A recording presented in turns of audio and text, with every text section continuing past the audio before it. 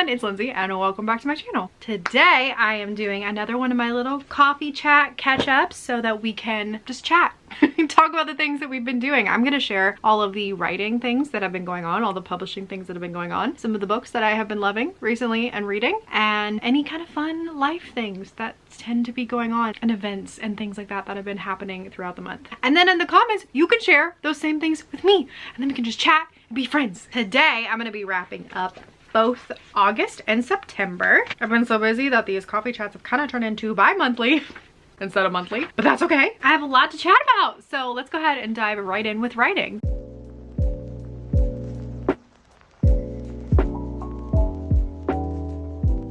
So the first thing that we need to talk about is the fact that Bitter Bones is now officially out of my hands and off to my editors, my CPs, my betas. Woo! I spent so much of August working like 6-hour writing days just to hit the deadline, and I did it. I hit it. I think I had like a day or two to spare and it just felt so good to send it off. Hear the little like whoosh of my inbox. And fun news, my editor has already finished her reread, but she says she needs some time to like gather her thoughts and like figure out her notes. And then I've already had, I think like 3 of my 5 betas get back to me. My CP's already gotten back to me. It's really exciting. So I haven't looked at any of the feedback yet. I'm going to look at it all at the same time when my editor gets her notes in. That way I can like try to track patterns and see if there's any correlating things between people's notes, so I know what's really working and what's not working and fix it. And then I took a week off in September to kind of celebrate finishing and just like completely vegged out, just did hobbies. That was it. And then second week of September, boom, right back in it with Project Pyro. Project Pyro is my YA thriller. It is a project that I have had sitting and always being the back burner child for years at this point. I wrote her in 2021 for timeline effect, right after I finished the first draft of The Odds, which is now a full book.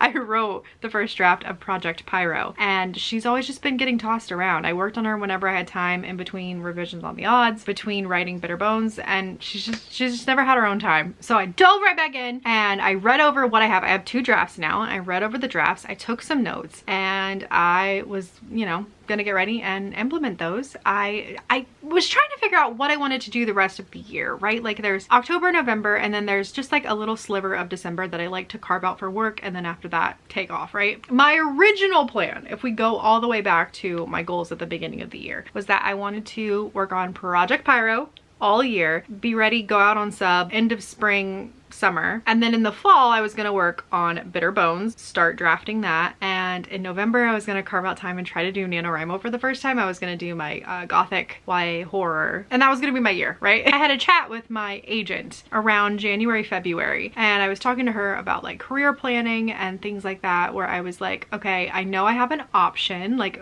I sold The Glass Witch and The Odds to Scholastic, and they have this clause in their contract that just says my next middle grade book, they want to see it first, and that's called an option. So I was like, I know I have that on the docket, I could go into that, but then I also have a couple drafts of this Project Pyro, this transition into YA book that I also want to work on. And she was really sweet, you know, she was like, I'm down with whatever you are, like you can write whatever you want, but career wise, Bitter Bones is there and you already have a name in middle grade, and if you wanted to sell a book and you want this career like where you try to get at least 1 book out every year or 2, Bitter Bones might be what you want to work on first, because there's more chance you're going to get a sale there than as a completely new name with no sales record in the YA space. So I was like, dang, you're right. Okay, so the whole year flipped and I ended up working on Bitter Bones all year. Now it's like, okay, I don't even think I'm gonna do NaNoWriMo anymore for multiple reasons. I could start the 3rd draft of Project Pyro, which is what I just completed with Bitter Bones. Like that's my last draft that I do before I send it out for feedback, because I feel like I have made it just about as good as I can, and that's what I want to give to like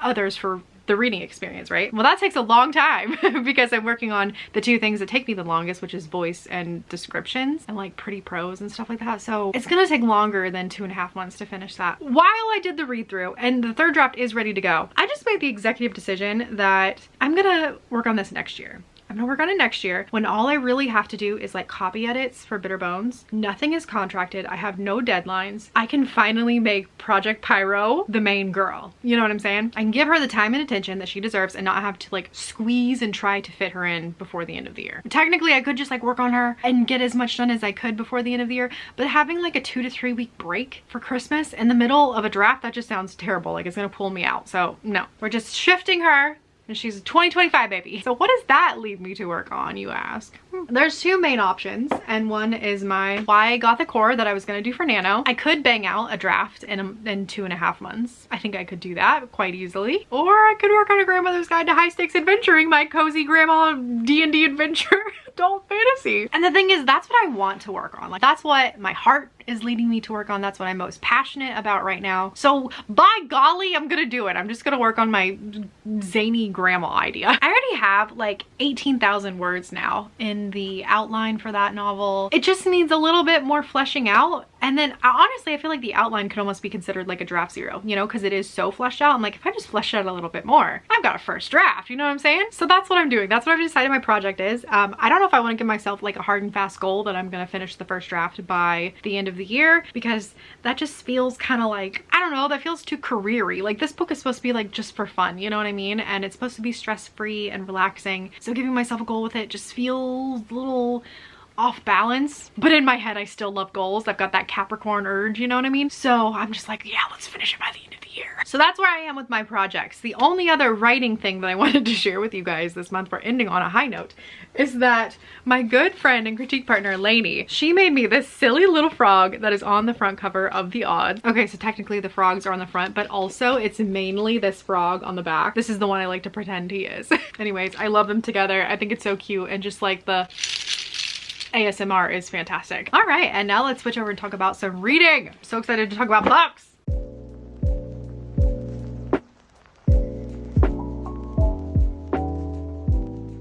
Yo, my reading has been so wild. Like, in August, I read 4 books.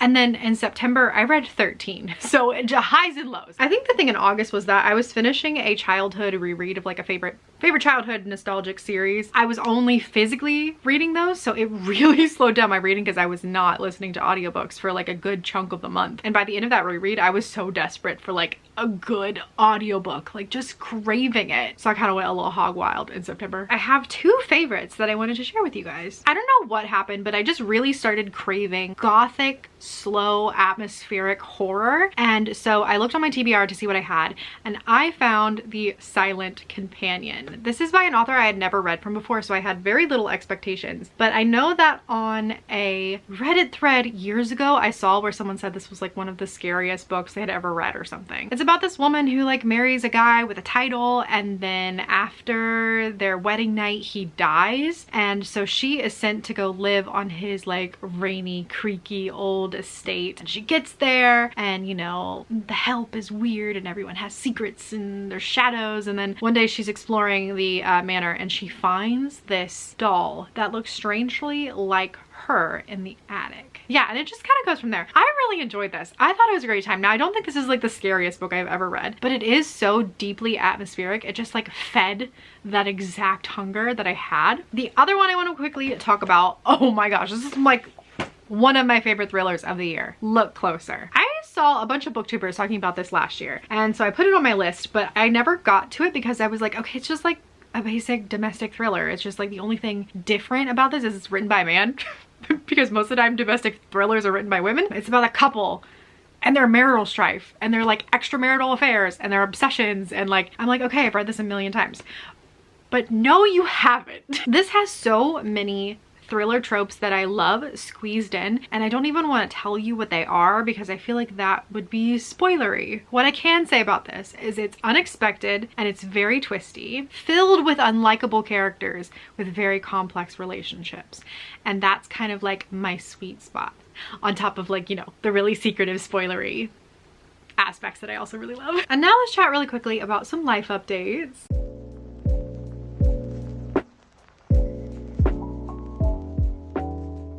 So a big thing that really colored the end of my summer was breaking my arm. I know I mentioned that in my last coffee chat video, but it happened at the very beginning of August. I'll pop up an x-ray in like 5 seconds if you're squeamish to look away, but it's not graphic or anything really. My doctor just like highlighted the break and then highlighted where it's also sprained. So you can see that here. It's gone now, promise. But we're doing much better. Cast is off. I was actually able to put my ring back on and my little Fitbit. The break is all healed. I really don't have any pain from that anymore, but the sprain is so obnoxious. Like, it's gonna take so long for the sprain to heal, but I don't know, I just keep doing my exercises, but it's awful. Not the pain, but like just being aware of your tendons. Like, you should never be aware of your tendons. Like, those should just not exist in your consciousness. And the fact that mine do, that I can just like do this, I can just do this and feel them, I'm aware of them, I'm like, ugh. I'm still not able to box or weightlift yet, which I'm really upset about. Like, I tried boxing the other week and I can do, my punching is fine, but it's like the pullback inertia just wants to make it keep going forward and my arm's pulling it back and there's just too much space. There should never be that much space. Anyway, moving on. Despite the injuries, we have been putting the house together. So we moved in here at the end of July and we finally have the place decently decorated. It's not done, but it is looking much better. I'm so happy with like the vibes. I'm trying to do really cozy, kind of like maximalist, eclectic, adventurer, old man wizard is what I'm going for. We're not quite there yet, but we'll get there. We'll get there. I also have adopted quite a few new plants that I am absolutely loving. I've been terrified to get anything in the Calathea family because I just heard they're really hard to keep alive, but I'm doing it. It's not that hard. She talks to me. She's very talkative. She lets me know when she's ready for some water, and other than that, I just don't touch her. She's just an introvert. She wants to be left alone, and I oblige. And other than my usual reading and writing, I have kind of still been playing Fae Farm, which I talk about all the time. It's my favorite Switch game. I've watched a few things. I completed Bridgerton, started watching Chimp Crazy. I'm not done with it yet, but yes, crazy, great word for it. Season 4 of Only Murders in the Building. This is like my cozy comfort, sweet, soft baby angel show. I love that. Of course, I'm still watching Critical Role. I think I'm on episode like 90 something now. I'm really making amazing progress with it, but I'm not gonna lie, the bulk of my hobbies has been coloring. I recently got into cozy, like hygge coloring, and it's been everything. I can blame it on my friend Jenn. She has a channel. I'll link it down below. She makes great Authortube and booktube content. But she recently got into cozy coloring and I was like, oh my gosh, I love this. I need these books. They just look like the little calico critter animals just doing cute autumnal things, and I was like, I need that. And then I started watching like Color Talk and like the Instagram reels of people doing the coloring, and like, and I was learning how to shade and how to highlight, and it just became my life. It's such a great way to be creative that doesn't involve me doing the words and like doing the thing myself. It's so nice. And just get my little markers out and I can turn on Critical Role and be listening to that in the background, or I can listen to an audiobook, which is probably why in September I listened to so many books, because I was just audiobooking every time that I was coloring. It was so fun, you guys. Like, it was so relaxing. It was the exact little reward that I needed to give to myself after finishing Bitter Bones, and now it's my whole life. I'll link my coloring books and the markers that I have and use down below too, if you're interested. We can color together. So that was my August and September. What a whirlwind. I'm really excited for things to kind of slow down in October and November. If they do at all, I don't know. I have already a couple school visits and library visits planned. So I'm like, am I really slowing down? I don't know. But just to work on a book that I'm so excited about and feel no pressure about sounds exactly like what I need at the end of the year. I'm happy. I hope you're happy. And if you're not happy, I hope you're taking steps to make life more gentle for yourself. Thank you so much for watching. Don't forget to like and subscribe. If you haven't already, you can order The Glass Witch and The Odds. Both are great Halloween reads, especially The Glass Witch as it takes place on Halloween. Links to buy are always in my description. And thank you guys so much for watching, and I will see you in the next one. Bye!